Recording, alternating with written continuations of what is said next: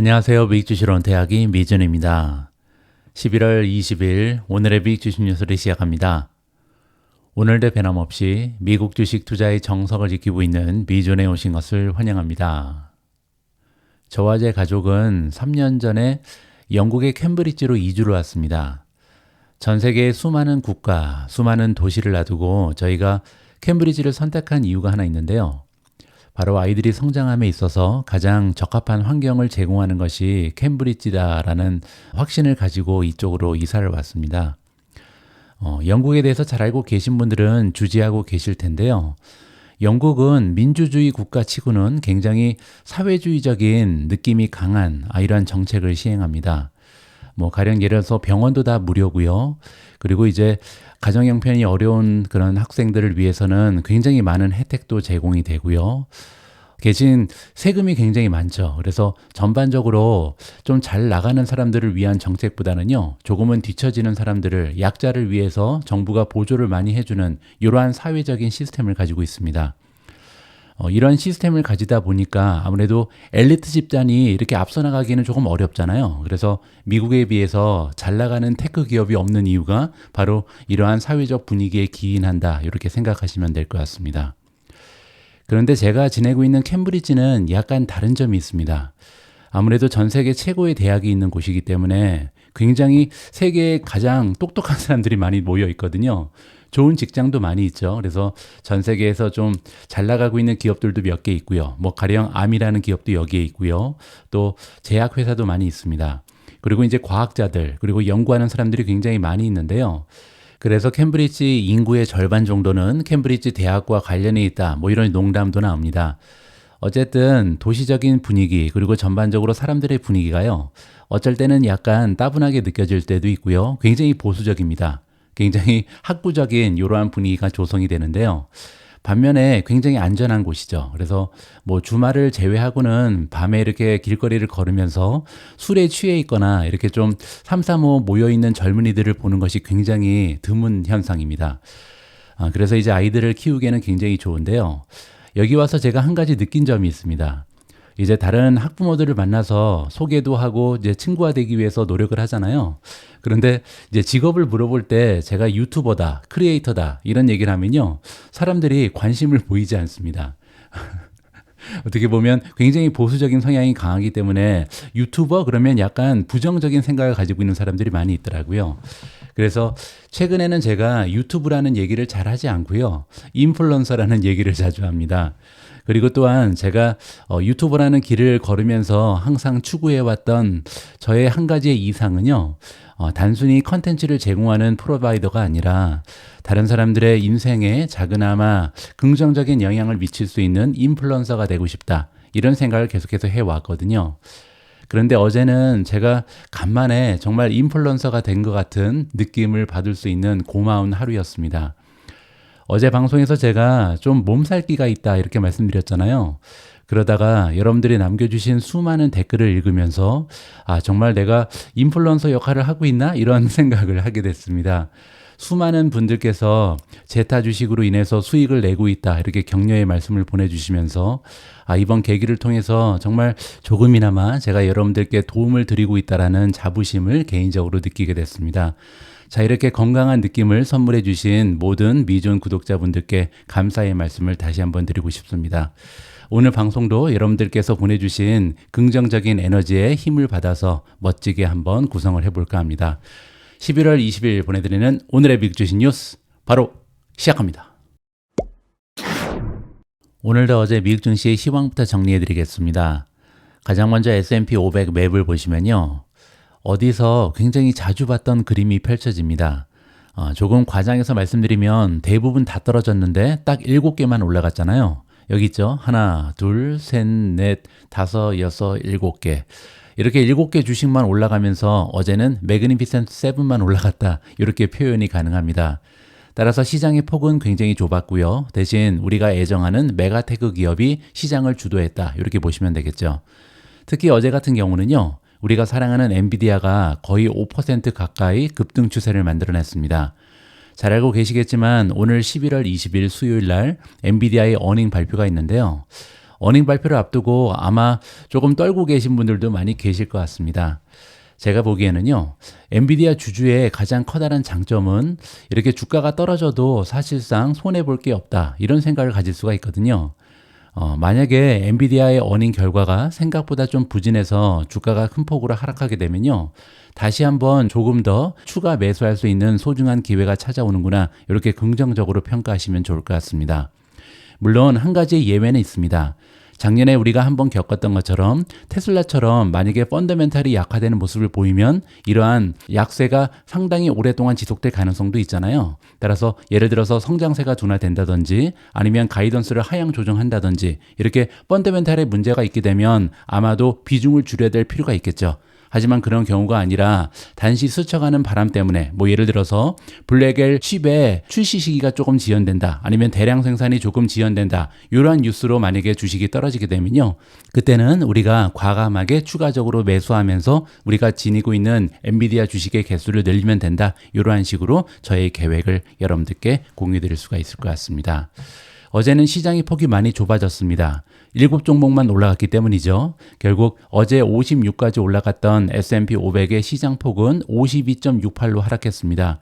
이제는 반 정도는 상승 추세, 그리고 반 정도는 하락 추세에 있다, 이렇게 볼 수가 있는 거고요. 다시 한번 말씀드리지만 200일 이평선은 장기적인 추세를 얘기합니다. 따라서 지금 현재 68.19%가 200일 이평선 이상으로 주가가 형성되어 있기 때문에 대세 상승장에는 아무런 문제가 없다는 것을 다시 한번 확인해 볼 수가 있었습니다. 다음에는 빅스입니다. 공포지수를 보시면요, 어제보다는 조금 더 올라갔죠. 15.58인데요. 그래도 아직까지는 굉장히 안정적인 시장의 변동성이다, 이렇게 보시면 될 것 같습니다.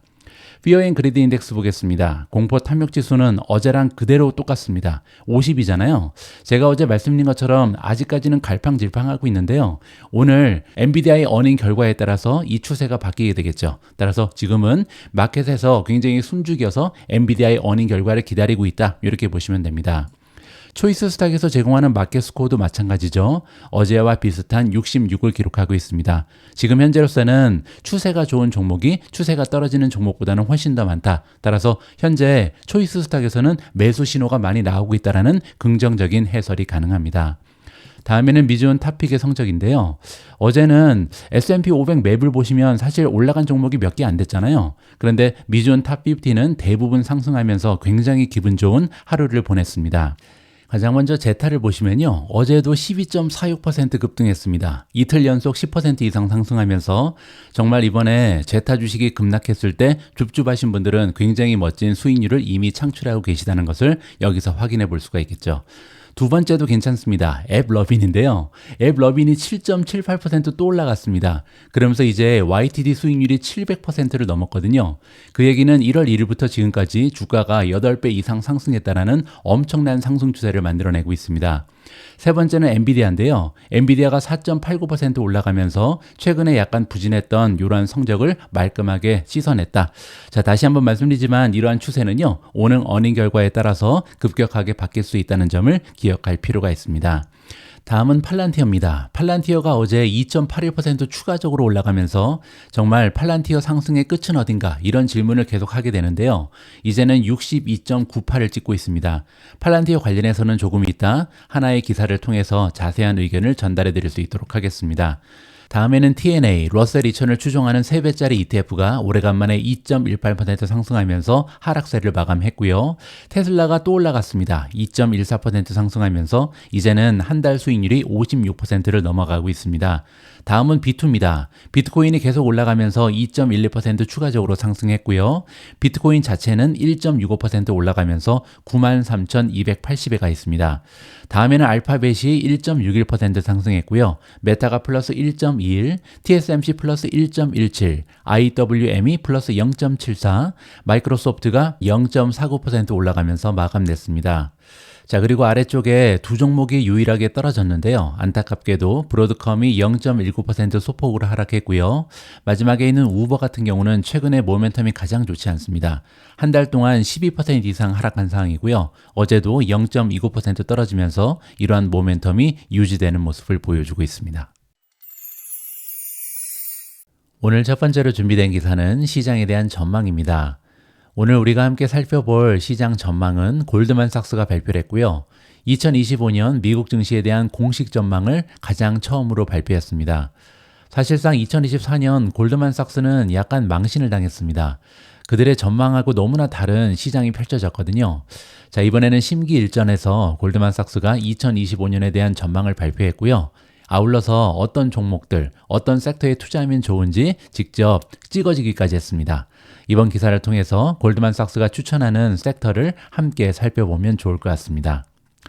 골드만삭스는 2025년 주식 전망을 발표하면서 경제 성장과 이익률 개선이 상당한 수익 성장을 촉진함에 따라서 주가가 여기에서 11% 추가적으로 상승할 것을 예상했습니다.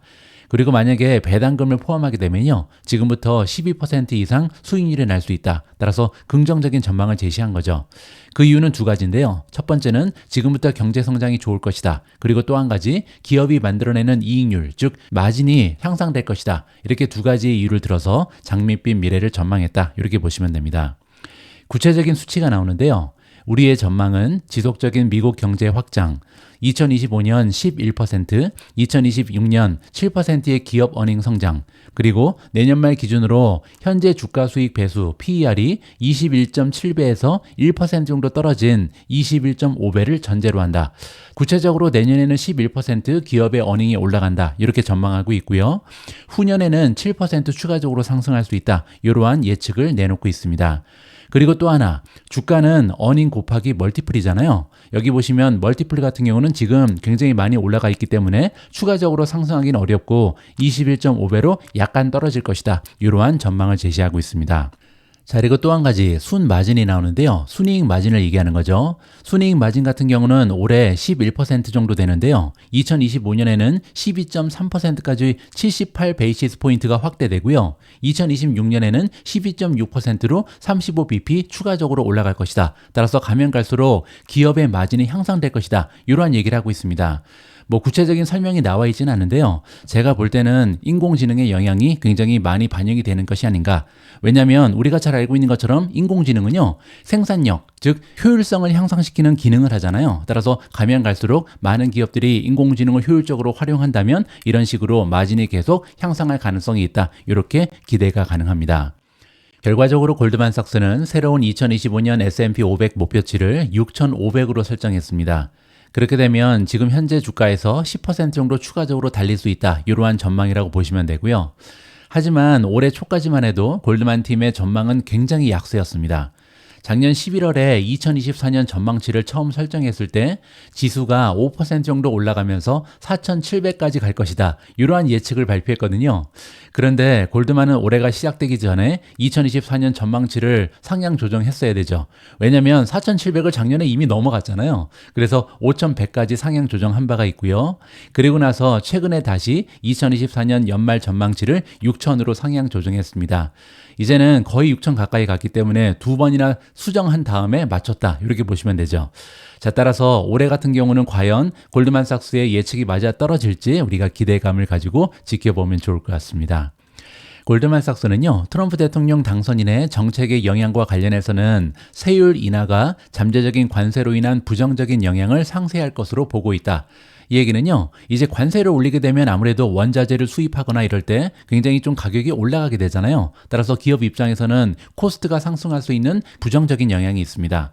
하지만 이 부분이 상쇄된다. 왜냐하면 법인세를 낮춰주잖아요. 따라서 플러스 마이너스 하면서 별다른 효과가 없을 것이다. 이렇게 지금 예측을 안겨주고 있습니다. 자, 그리고 골드만삭스는요, 이번에 아주 친절하게도 2025년에 우리 투자자들이 어디에 투자해야 되는지 5가지의 전략을 선정해서 알려줬습니다. 첫 번째는요, 매그니피센트 7입니다. 아마존, 애플, 알파벳, 메타, 마이크로소프트, 테슬라 이렇게 7개 주식은요, 지난 몇 년보다는 좁은 폭이긴 하지만 계속해서 실적을 능가할 것이라고 얘기합니다. 따라서 주가는 실적 곱하기 멀티플인데 멀티플이 유지된다면 앞으로도 계속해서 어닝이 늘어나면서 이 7개 종목은 꼭 보유해야 된다. 이렇게 지금 얘기하는 거죠. 두 번째는요, 내년에는 합병 활동이 25%나 증가할 것이다. 이렇게 전망을 내고 있습니다. 그리고 구체적으로 줌 비디오 그리고 일렉트릭 아츠가 인수될 가능성이 있다. 이렇게 얘기하거든요. 따라서 가면 갈수록 인수합병 활동이 활발해지면서 여기에서 수혜주가 등장할 것이다. 이러한 예측이라고 보시면 됩니다. 그리고 세 번째는요, 중소기업을 대상으로 하는 소형주 주식을 매수해라, 이러한 이야기를 하고 있고요. 네 번째는 AI 관련주인데요. 애플이라든지 어도비, 마스터카드, 우버같이 AI 수익화 단계에 활용되는 주식이 더 나은 성과를 거둘 것이다, 이렇게 얘기하고 있습니다. 따라서 지금부터는 점점 더 많은 기업이 AI로 인해서 수익을 증가시키면서 주가가 달릴 수 있는 기초가 마련된다, 이러한 의견으로 보시면 되겠죠.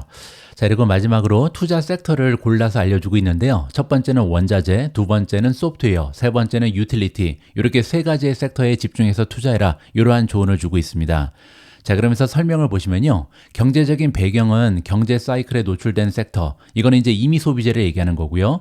임의 소비재, 은행 아니면 산업군을 선호한다. 하지만 주식시장은요. 이미 이러한 관점에 맞춰서 급격하게 움직이고 있다. 뭐 가령 예를 들어서 금융주 같은 경우는 너무나 많이 달리고 있잖아요. 따라서 주가가 지금 선반영됐기 때문에 지금부터는 이렇게 경기순환주보다는 오히려 원자재라든지 소프트웨어, 유틸리티에 투자하는 것이 더 현명한 선택이다. 이렇게 마무리가 가능합니다. 자, 이번에는 미주은의 한마디입니다. 저는 개인적으로 아직까지는요, 최근 몇 달 동안 반복적으로 언급드렸던 세 가지 부분에 집중을 계속해야 된다, 이렇게 생각합니다. 첫 번째는 AI 수혜주고요. 두 번째는 소형주, 경기순환주, 테슬라를 포함하고요. 그리고 세 번째는 비트코인 관련주입니다. 앞으로도 몇 개월 동안은 이렇게 세 가지가 계속해서 달릴 수 있다, 이러한 믿음을 가지고 있고요. 그리고 또한 저 역시도 2025년이 시작되는 시점에서 미준 투자 전략을 다시 한번 리뷰하고요. 여러분들께 업데이트 해드리기 위해 많은 종목을 살펴보고 있는 사항입니다. 그렇게 되면요, 제2의 슈퍼마이크로, 제2의 팔란티어, 제2의 엔비디아, 제2의 제타, 제2의 앱러빈, 뭐 이런 종목들을 발굴할 수 있는 기회가 찾아오지 않을까, 이렇게 열심히 노력하고 있다고 보시면 될 것 같고요. 새롭게 정비된 투자 전략, 그리고 떠오르고 있는 유망 종목은요, 차후에 제가 오프라인 미팅 아니면 온라인 강의를 통해서 멤버분들 그리고 구독자분들께 자세히 설명을 드릴 수 있도록 하겠습니다. 조금만 더 기다려 주시면요, 여러분들과 만남의 장을 준비해 보도록 하겠습니다. 오늘은 오래간만에 제가 직접 쓴 기사를 여러분들께 읽어드리고 싶습니다. AI가 트럼프를 만났을 때라는 제목을 지어봤는데요. 여러분들 이 포스터를 기억하시는지 모르겠습니다. 제가 고등학교 다닐 때 봤던 영화 중에 해리가 셀리를 만났을 때라는 영화가 있었습니다. 그때 이제 남자 사람 친구 그리고 여자 사람 친구라는 시대를 앞서가는 주제를 다룬 내용이었습니다. 남자랑 여자랑 연인이 아니고 친구가 될 수 있을까? 이러한 질문에서 기인된 스토리였다, 이렇게 보시면 되는데요. 그때 이제 이 영화에 등장했던 맥 라이언이라는 여배우한테 뭐 저를 비롯해서 상당히 많은 남성들이 완전히 매료됐었죠. 그래서 한동안 맥 라이언 나오는 영화는 모두 봤던 기억이 있습니다. 자, 어쨌든 이제 중요한 것은요, 해리가 셀리를 만난 것보다 AI가 트럼프를 만났거든요. 여기에 대한 이야기를 좀 들려드리도록 하겠습니다. 과거 트럼프의 첫 번째 임기 2017년부터 2021년 동안 S&P 500의 11개 섹터별 주가 상승률을 좀 정리해 봤는데요. 1위는 정보기술, IT입니다. 무려 253.37%나 올라갔고요. 두 번째는 에너지가 101.34%, 세 번째는 임의소비재 73.78%고요. 마지막에 통신 서비스, 넷플릭스, 메타, 구글이 있는데 40% 올라가는데 그쳤습니다. 이거는 굉장히 의외의 결과죠. 자, 어쨌든 위에 나와 있는 것처럼 트럼프의 첫 번째 임기 동안 정보기술 섹터가 타이 추종을 불허하는 가장 높은 상승률을 보였고요. 에너지 섹터가 2등을 차지했습니다. 그리고 대부분 섹터가 상당한 상승률을 기록했지만 통신 서비스 섹터의 상승률이 상대적으로 낮았다. 이 부분은 우리가 좀 주목해 볼 필요가 있고요. 자, 그리고 이 대목에서 세 가지 정도의 추가적인 정보를 여러분들께 전달해 드리고 싶은데요. 가장 먼저 정보기술 섹터의 압도적인 성과는요, 주로 대형 기술 기업들의 강세에 기인했다. 따라서 트럼프가 임기를 진행하는 동안 메가테크 기업들이 굉장히 좋았다. 따라서 이번에도 반복될 가능성이 높은 거죠. 따라서 매그니피센트 7은 우리가 계속해서 가져가야 된다. 이 부분을 다시 한번 확인해 볼 수가 있는 거고요. 두 번째, 에너지 섹터는 전반적으로 어려움을 겪었는데요. 트럼프 임기 말미에 상당한 회복세를 보였다. 따라서 초반에는 그렇게 좋지 않은 가능성도 있는 거죠. 자, 그리고 세 번째로 금융 섹터가 나오는데요. 최근에도 트럼프 당선 이후에 금융 섹터가 가장 좋아하잖아요. 근데 트럼프 당선 직후 초기에 그때 역시도 첫 번째 임기 때도 강세를 보였다고 합니다. 하지만 전체 임기 동안의 성과는 중간 수준이었다. 따라서 이번에도 역사가 반복되면요, 아직까지는 잘 달리고 있지만 앞으로 금융주가 계속 좋을지는 장담할 수 없다. 이렇게 우리가 유추를 해볼 수가 있겠죠. 물론 이러한 섹터별 성과는 트럼프 행정부의 정책뿐만 아니라 글로벌 경제 동향, 지정학적인 리스크, 다양한 요인들의 복합적인 영향을 반영하고 있다. 이 부분은 우리가 기억을 해야겠죠. 트럼프 혼자 주식시장을 이끌 수는 없습니다. 자, 하지만 그럼에도 불구하고 블랙스완만 나타나지 않는다면 향후 4년간 우리 투자자들은요, 또다시 기술주들의 엄청난 성장을 예상해 볼 수 있는 거고요. 특히 낮은 법인세와 규제 완화, 그리고 인공지능 기술 사이클로 인해서 메가테크 기업들을 중심으로 해서 다시 한번 대세 상승장이 당분간 지속될 것이다. 이렇게 기대가 가능할 것 같습니다. 자, 그리고 또 한 가지 굉장히 중요한 말씀을 드리고 싶은데요. 2022년 11월 30일 챗GPT의 출현으로 시작된 인공지능 혁명은 이제 인프라 구축 그리고 훈련 단계에서 출원 단계로 진입하고 있습니다. 이게 무슨 얘기냐면요. 지속적인 훈련을 통해서 점점 똑똑해지고 있는 인공지능을 이제 여러 가지 애플리케이션을 통해 기업들이 비즈니스에 활용하기 시작하고요. 여기에서 매출을 창출하는 단계로 넘어가고 있다. 이런 말씀을 드리고 싶습니다. 지금까지는요, 인공지능 일에서 돈을 번 기업은 몇 개 없습니다. 그냥 엔비디아 혼자 다 돈을 다 가져간 거죠. 근데 지금까지는 훈련을 했기 때문에 그렇게 된 거고요. 이제부터는 훈련 단계가 아니라, 물론 이제 훈련도 지속적으로 나타나야겠지만 출원 단계가 시작된다. 이 얘기는 애플리케이션을 개발해서 우리 소비자 그리고 기업들한테 판매를 하고요. 여기서 수익을 극대화시킬 수 있는 기업들이 하나 둘씩 나오기 시작할 것이다. 이렇게 이해가 가능합니다. 자, 그리고 과거의 예를 하나 설명드리고 싶은데요. 과거 2000년대 인터넷 혁명 기간 동안에도요. 인프라 구축 단계의 수혜주보다는 인터넷이라는 새로운 기술력을 활용했던 애플리케이션 기업들, 즉 플랫폼 기업이라든지 소프트웨어 기업들이요. 가장 커다란 성장을 일궈냈습니다. 가장 단편적인 예가 바로 애플, 페이스북, 유튜브, 구글, 아마존, 그리고 넷플릭스잖아요.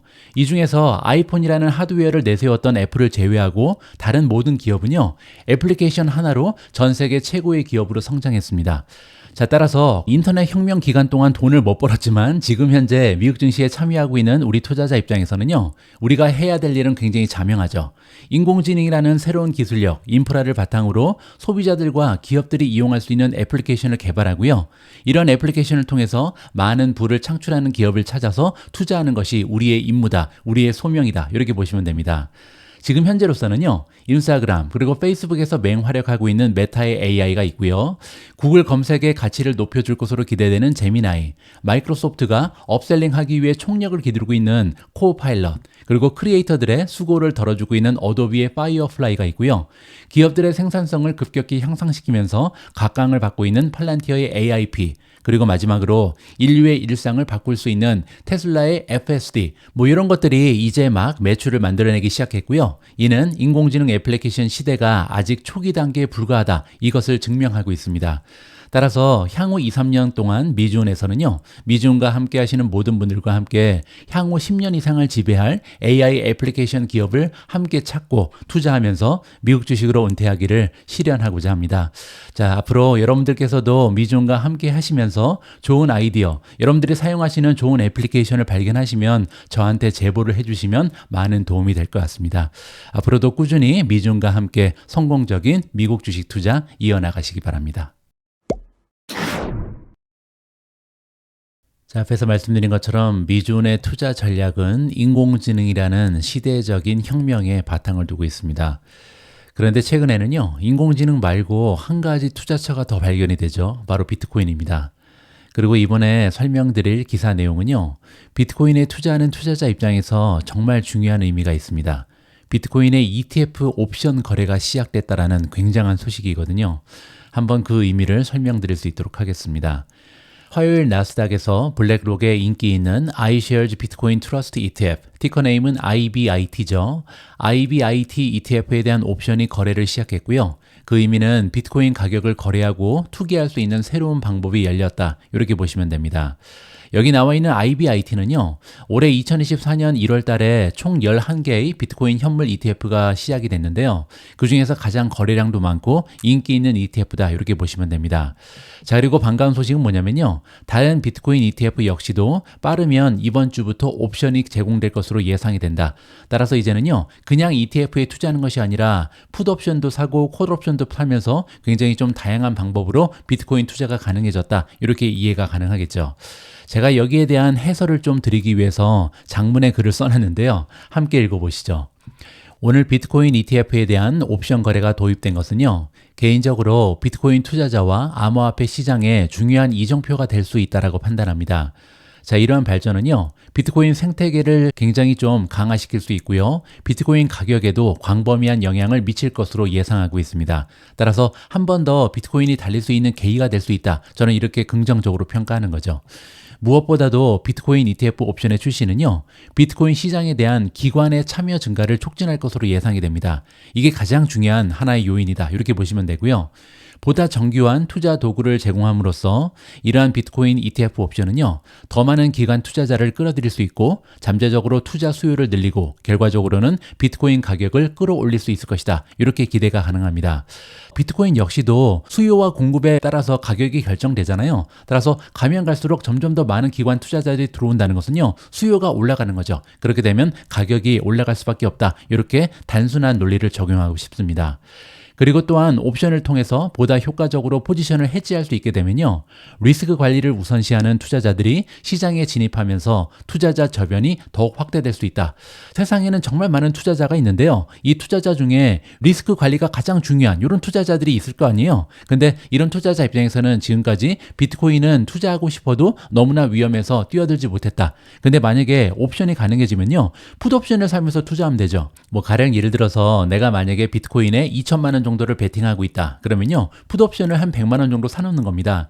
그렇게 되면 만약에 비트코인이 떨어지게 되면 풋옵션을 이용을 해서 리스크를 관리할 수 있는 거고요. 비트코인이 계속해서 달리게 되면 100만 원은 없어지겠죠. 하지만 2천만 원 투자한 거에서 급격한 상승이 나타나면서 100만 원 손해 본 거보다 훨씬 더 많은 수익을 올릴 수 있다. 뭐 이런 식으로 리스크를 관리할 수 있는 거죠. 자, 어쨌든 이렇게 리스크를 관리할 수 있는 방법이 주어지면 점점 더 많은 사람들이 뛰어들 가능성이 높아진다. 이렇게 보시면 됩니다. 그리고 옵션 거래의 또 다른 이점 중 하나는요, 시장 유동성의 향상입니다. 점점 더 많은 자금이 비트코인 시장으로 유입될 수 있다. 이렇게 기대가 가능하거든요.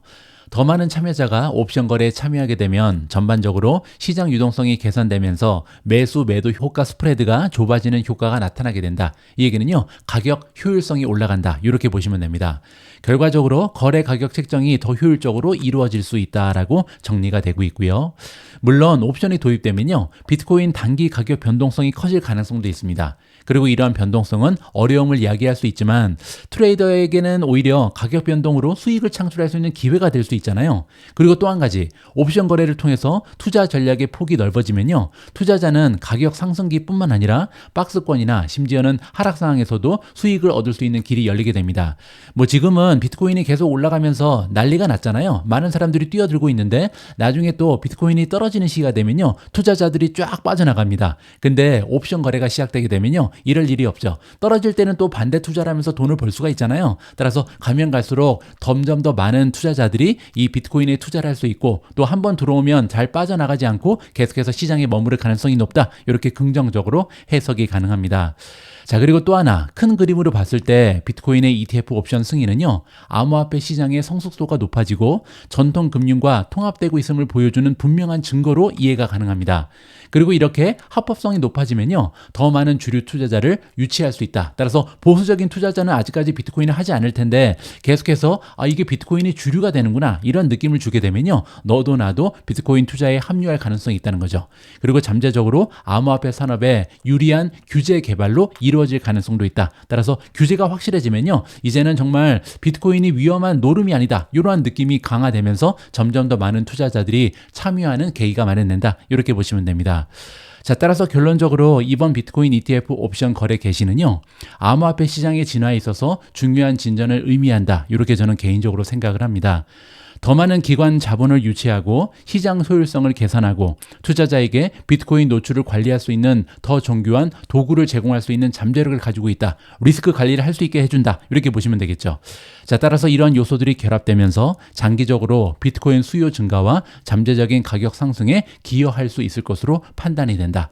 자, 다시 한번 말씀드리지만 저는 비트코인 전문가는 아닙니다. 어떠한 확신이 있어서 투자하는 건 아니거든요. 하지만 한 가지 확실한 것은 수요가 올라가고 공급이 유지가 된다면 된다면 계속해서 가격은 올라갈 수밖에 없다. 따라서 이번에 비트코인 ETF 옵션 거래가 시작되면서 점점 더 많은 투자자를 확보할 수 있게 되고요. 특히 기관에서 참여하는 사람들이 많아진다면 수요가 올라가면서 결국은 수요와 공급의 법칙에 따라서 비트코인의 가격은 추가적으로 상승이 가능하다. 이렇게 믿고 있다라고 설명을 드리겠습니다. 다음에는 팔란티어로 넘어갑니다. 최근까지도 팔란티어의 주가 상승이 멈추지 않으면서 이제는요, 제프리즈 같은 경우는 팔란티어 주가가 최대 60% 폭락할 것이다. 이렇게 엄청난 전망을 제시하고 있는데요. 어떠한 논리가 있는지 한번 들어봐야겠죠. 팔란티어 주가는 올해 들어서 연초 대비 257%나 상승하면서 엄청난 주목을 받고 있는 주식입니다. 그리고 이는 주가 수익 배수의 확장에 기인한다.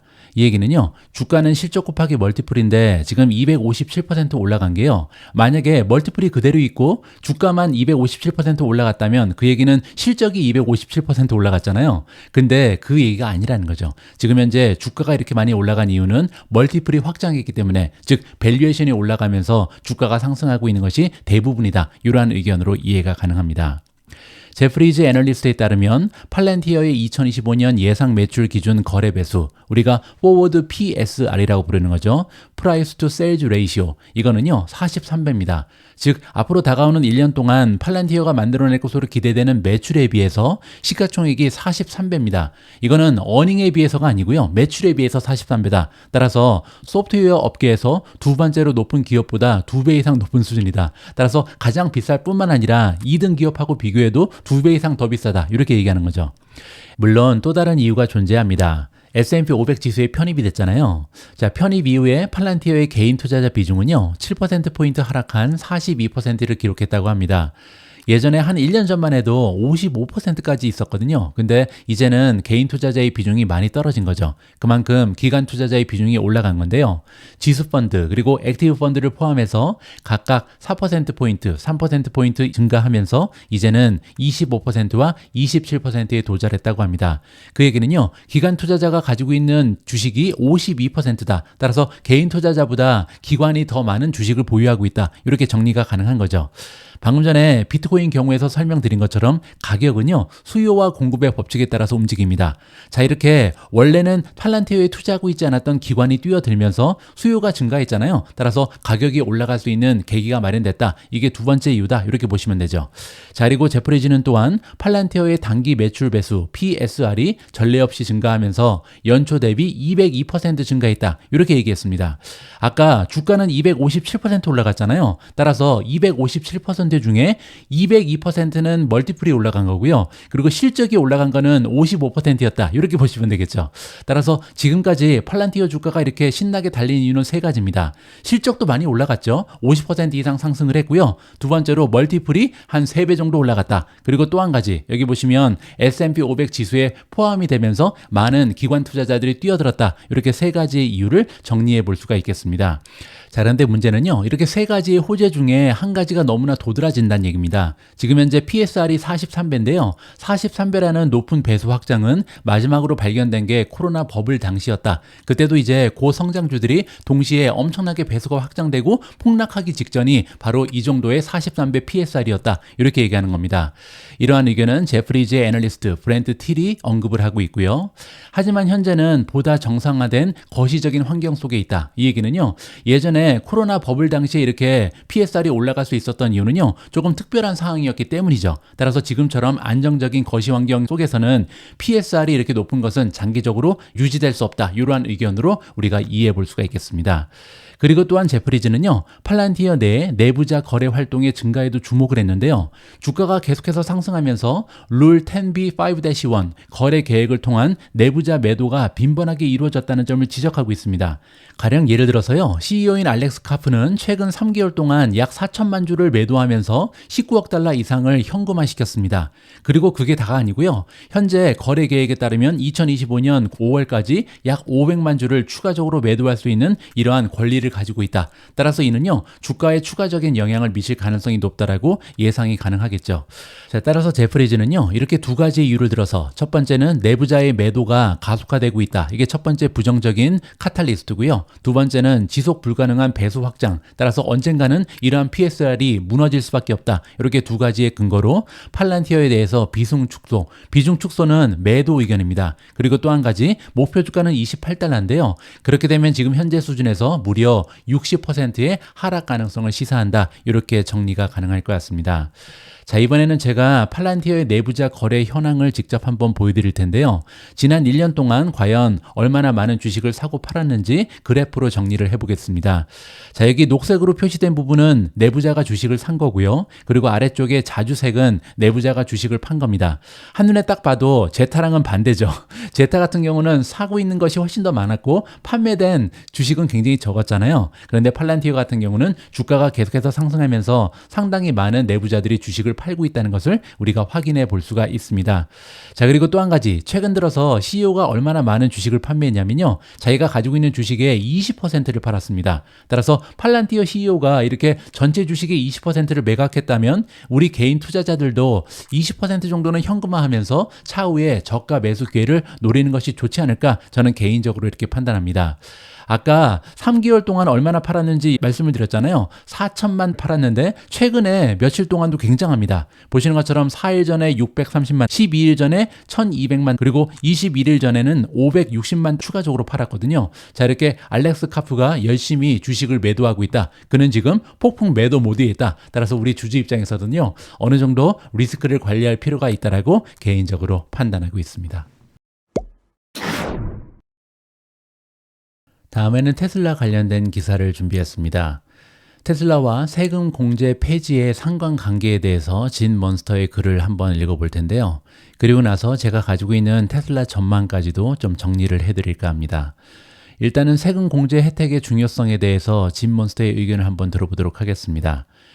결론부터 말하자면 테슬라는 내년에 약 12%에서 14% 정도 성장률을 기록할 것으로 예상이 된다. 그리고 이는요, 월가가 전망하고 있는 14% 성장률에 비해서는 약간 낮은 수치다라고 이야기합니다.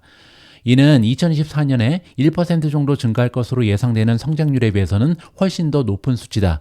최근에 이제 테슬라의 주가가 신나게 달리는 이유 중에 하나는요, 올해는 성장률이 거의 없었죠. 1%인데요. 근데 내년에는 적어도 14%는 상승할 수 있다. 이러한 전망이 대두되기 때문이죠. 물론 이제 로보택시라든지 자율주행에 대한 기대감이 그거보다는 더 중요하다는 것을 우리가 잘 알고 있고요. 자, 지금부터는 세금 공제가 굉장히 중요하다. 현재 미국에서 판매되는 모델 Y는요, 7,500달러의 세금 공제를 받을 수 있습니다. 그 얘기는 약 15%의 할인 혜택을 받을 수 있는 셈인데요.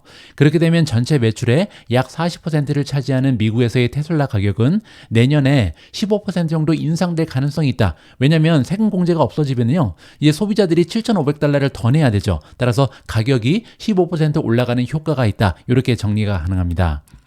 컨센서스 추정치가 2025년 20%에서 30% 성장이라는 회사의 가이던스보다 훨씬 낮다.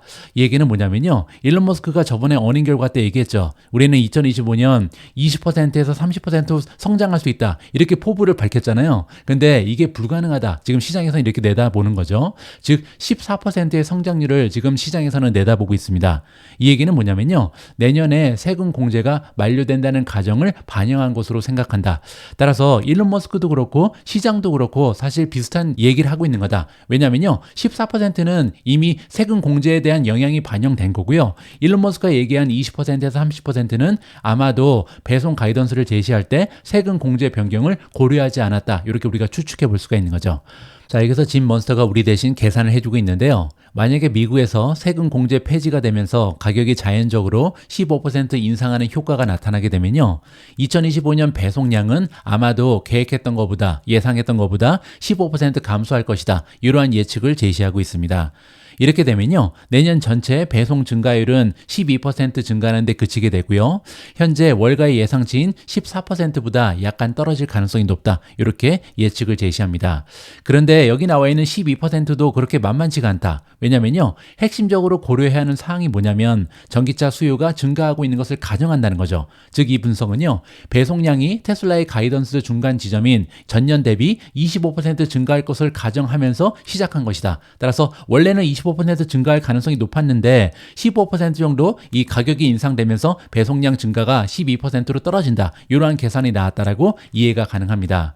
세금 공제 폐지로 미국 수요가 만약에 30% 감소하게 되면요, 그렇게 되면 배송 증가율은 4%로 떨어지게 된다. 따라서 지금 현재 이러한 계산이 나오는 것은 수요가 15% 감소한다라는 전제가 들어가 있다. 이 부분 우리가 기억할 필요가 있는 거죠.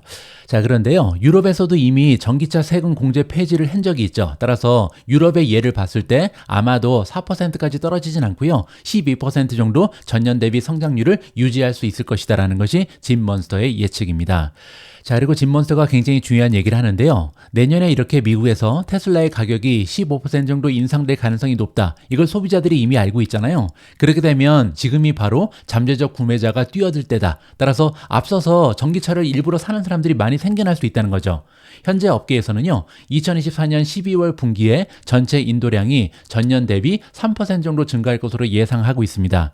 그런데 이게 올라갈 가능성이 높죠. 왜냐하면 소비자들이 세금 변경을 피하기 위해 서두르면서 미국의 전기차 수요가 만약에 추가로 15% 증가하게 되면요, 이는 현재 스트릿의 예상치인 3% 증가에 비해서 분기 전체 배송량이 전년 대비 10%로 증가하는 의미로 해석될 수 있다.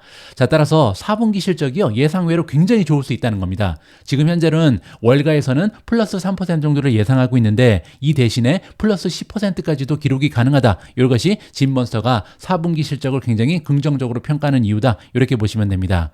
자, 이번에는 저의 생각을 좀 정리해 봤는데요. 단기적으로 봤을 때는 테슬라가 두 가지 부분에서 호재가 발생하고 있다. 이렇게 정리하고 싶습니다. 첫 번째는 여러분들 알고 계신 것처럼 트럼프의 당선으로 인해서 자율주행 관련 연방 규정 확립에 대한 기대감이 올라가고 있다. 조만간 자율주행이 정말 등장할 수 있는 어떠한 기틀이 마련될 것이다. 이렇게 긍정적인 뉴스를 우리가 기대하고 있는 거죠.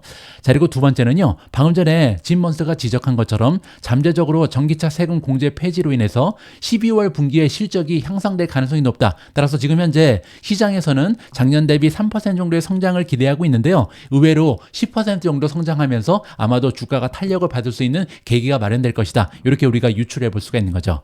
자, 따라서 이렇게 두 가지의 호재로 인해서 적어도 향후 2분기 정도는요, 최근에 강화된 모멘텀을 계속 유지할 수 있지 않을까, 저는 개인적으로 이렇게 기대하고 있습니다.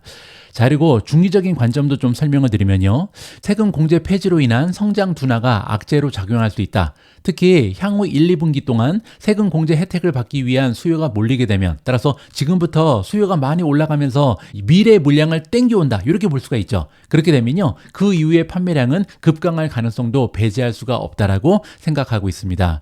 자, 결국에 이러한 일이 발생하지 않기 위해서는요, 내년 하반기 테슬라의 모멘텀을 지켜줄 또 하나의 호재가 필요하죠. 그게 뭐냐면요, 조금 더 저렴한 새로운 전기차 모델이라든지 로보택시가 언제쯤 출시되는가, 여기 업데이트에 따라서 아마도 내년 하반기 이 중기적인 관점에서 테슬라의 주가의 향방이 결정되지 않을까, 이렇게 생각을 하고 있습니다. 오늘 방송은 우리가 애정하는 제타 이야기로 마무리하도록 하겠습니다. 어제도 제타의 주가는 급등 추세를 계속해서 이어나갔는데요. 거기에는 한 가지 긍정적인 뉴스가 도움을 줬습니다. 제타 글로벌의 이사인 로버트 니하우스가 55만 달러 규모의 주식을 매입했다라는 반가운 소식이 전달이 됐거든요. 자세한 내용 한번 보시죠. 제타 글로벌 홀딩즈 코퍼레이션의 이사인 로버트 H. 니하우스가요, 최근 회사에 보통주 3만 주를 매입했음을 신고했습니다. 이번 거래는요, 총 55만 8,600달러의 규모로 주당 가중 평균 가격은 18.62달러, 굉장히 저가에 매수를 했죠. 2024년 11월 18일에 이루어진 이번 거래로 니하우스가 보유한 총 주식의 수는 30만 8,558주로 증가했다라고 합니다. 그리고 동시에 우리가 알고 있는 것처럼 회사의 CEO 그리고 다른 경영진들은요, 회사의 미래에 대한 자신감을 보이면서 약 300만 달러 규모의 클래스 A 보통주를 매입할 계획을 이미 발표했습니다. 그리고 또한 공매도 레포트에 대응하면서 제타글로벌은요 1억 달러 규모의 새로운 자사주 매입 프로그램을 시작했다. 이렇게 긍정적인 뉴스가 연이어서 발표가 되고 있는 거죠. 자, 따라서 분석기관인 B 라일리 그리고 DA 데이비스는요 제타글로벌에 대한 매수 등급을 다시 한번 재확인해 줬고요. 카나코드 제뉴이티는 제타의 목표 주가는 기존의 42달러에서 24달러로 조정하긴 했습니다. 하지만 매수 등급을 그대로 유지했고요. 니드항 같은 경우는 제타글로벌에 대해서 매수 등급을 유지하면서 43달러라는 높은 목표 주가를 재확인해 줬다. 따라서 지금 월가에서도 굉장히 긍정적으로 평가하는 목소리가 늘어나고 있다. 이렇게 보시면 될 것 같습니다. 제가 여기에다가 한 가지 더 긍정적인 부분을 여러분들께 좀 소개를 드리고 싶은데요. 2025년 2월 21일 발표되는 어닝에서 제타는요. 갭 기준으로 EPS가 플러스로 전환될 것을 기대하고 있습니다. 바로 여기죠. 지난 분기 11월 11일 날 발표된 어닝 결과에 따르면 갭으로 따지면 0.09 마이너스였습니다. 따라서 논갭으로 봤을 때는 지금 이미 흑자인데요. 갭으로 봤을 때는 아직 적자 기업이거든요. 그런데 다음 분기에 예상치를 보시면요. 월가에서는 0.04, 4센트 정도 흑자를 만들어낼 것이라 이러한 기대감이 높아지고 있습니다. 자, 이렇게 적자 기업의 흑자 전환은요. 주가 상승에 커다란 촉매제가 될 수 있다. 작년에 우리가 팔란티어에 베팅을 시작한 이유도 사실상 팔란티어가 적자에서 흑자로 돌아서면서 굉장한 투자의 기회를 발견했다. 이런 말씀을 제가 드린 적이 있죠. 따라서 제타 역시도 흑자로 전환하는 과정이기 때문에 굉장히 기대가 된다. 이렇게 보시면 됩니다.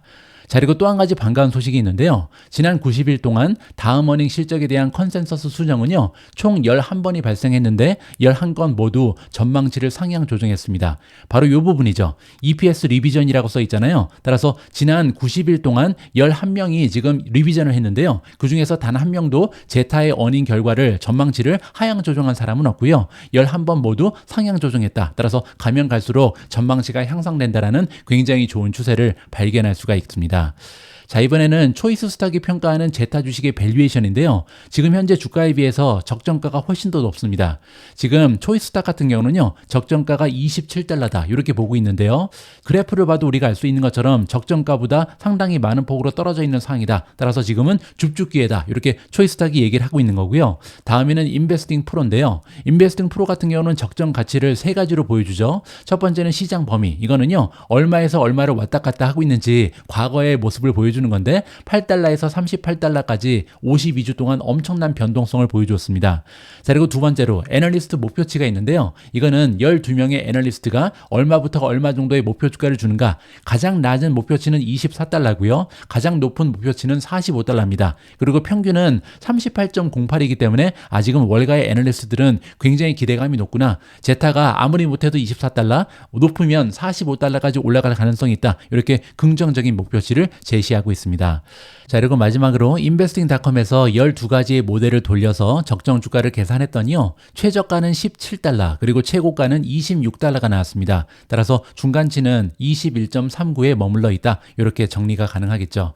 자, 어쨌든 지금 현재 제타에 대한 긍정적인 의견이 지배적이다. 그리고 계속해서 모멘텀이 발휘되면서 추가적인 상승을 기대할 수 있다라고 개인적으로 판단하고 있습니다. 11월 20일 오늘의 미국 주식 뉴스는 여기까지입니다. 오늘 방송도 마지막까지 함께해 주셔서 감사합니다. 오늘 역시도 소중한 멤버분께서 남겨주신 후기를 읽으면서 마무리를 할 텐데요. 이번 후기는 따끈따끈한 후기입니다. 11월 16일이니까 불과 4일 전에 작성해 주신 후기거든요. 살아오면서 느끼지만 위기가 안 오게 하는 것보다 중요한 게 위기 때 어떻게 대응하냐인 것 같습니다. 미조님을 구독하고 멤버십 회원이 된 몇 개월 동안에도 수많은 이벤트로 인한 주가 출렁임이 있었는데 이때 현금 비중의 중요성, 모멘텀 떨어지는 종목에서 모멘텀 좋은 종목으로 리밸런싱 하는 것을 배웠고 성과도 좋아졌습니다. 이번 공매도 리포트 이벤트에서 포트폴리오를 다양화해야 하는 이유를 또 한 번 느꼈고 이럴 땐 어떻게 대응해야 되는지를 배우는 소중한 기회가 온 것이라고 생각합니다. 사실 이번 이벤트로 미주님을 다시 보게 됐습니다. 불리한 건 언급조차 안 하거나 언급하는 분 차단하는 방식으로 대처하는 인플루언서 분들도 많은데 정면 돌파하시면서 굳이 사과할 일도 아닌데 회원님들 다독여 주시는 모습에 더 진정성을 느끼게 되었습니다. 미국 주식으로 은퇴해도 미주온 멤버. 우리 모두가 미국 주식 투자로 은퇴하는 그날까지 다 함께 화이팅입니다. 행복한 하루 되세요. 감사합니다.